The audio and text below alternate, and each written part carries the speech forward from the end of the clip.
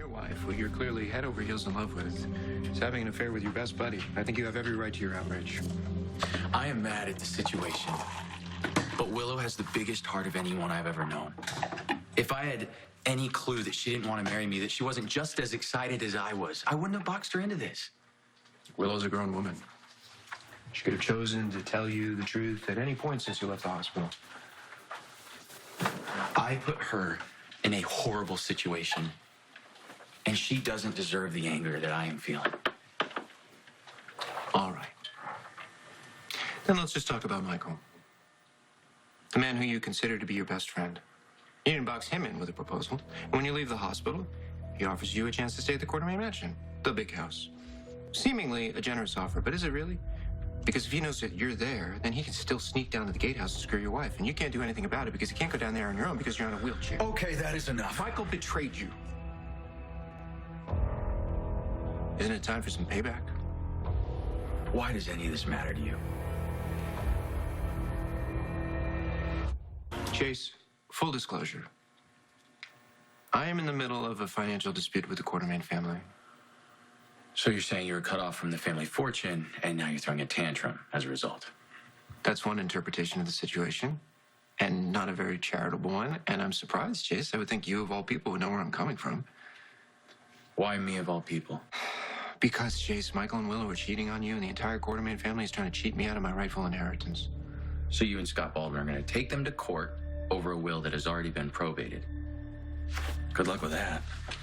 I have it on good authority that there is something in the Quartermain Mansion that, if found, could change the outcome of my lawsuit to my favor. Just tell us, Ned, what did Tracy do now? As a reminder, during Grandfather's final months, he gave up medicine he needed to live so that Emma Drake could have it, and it indeed saved her life. Well, the experience must have softened his perspective because he began corresponding with Jimmy Lee Holt again. Wait, Grandfather was on speaking terms with Jimmy Lee before he died? Yes, and he apparently expressed real regret for cutting Jimmy Lee out of his will. Hey, I don't understand. How would Granny know all that? Oh, come on, Brooklyn. I'll give you 3 guesses. The first 2 don't count. Jimmy Lee didn't know that Grandfather's health had taken a turn for the worse before Thanksgiving because my mother started intercepting Jimmy Lee's letters. And apparently, she wasn't very happy to learn that he and Grandfather might be reconciling. Well, it was all for nothing for Tracy because she got cut out of the will. Wait, hold on. So you're saying that Tracy might have prevented Edward from changing his will to add Jimmy Lee to it? There's nothing specific in the letters, but if Grandfather had left a record somewhere intending to change the will in Jimmy Lee's favor, well, that might just give Austin's case a leg to stand on. So Jimmy Lee and Edward were in the process of patching things up. Yes, and as soon as Edward mentioned that he was reconsidering disinheriting my father, the letter stopped. And my father's theory was that the Quartermain swooped in and put an end to it as soon as Edward got sick. Why didn't Jimmy Lee take on the family? I don't know. My father was a very proud man. But now that he's passed, I think it's my duty to try and settle the score. I mean, it's an interesting theory, but it's all just conjecture. And I've testified in enough criminal cases to know that you need evidence to make a case stick. So how are you going to prove any of this? Edward's papers are still in his study. His family left the room exactly the way he left it.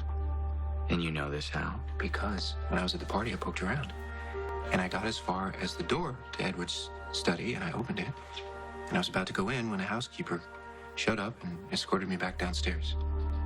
And if you made it into the study, what did you expect to find?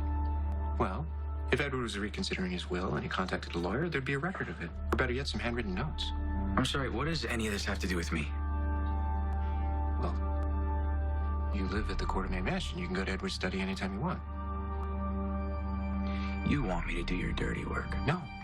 I want you to uncover the truth.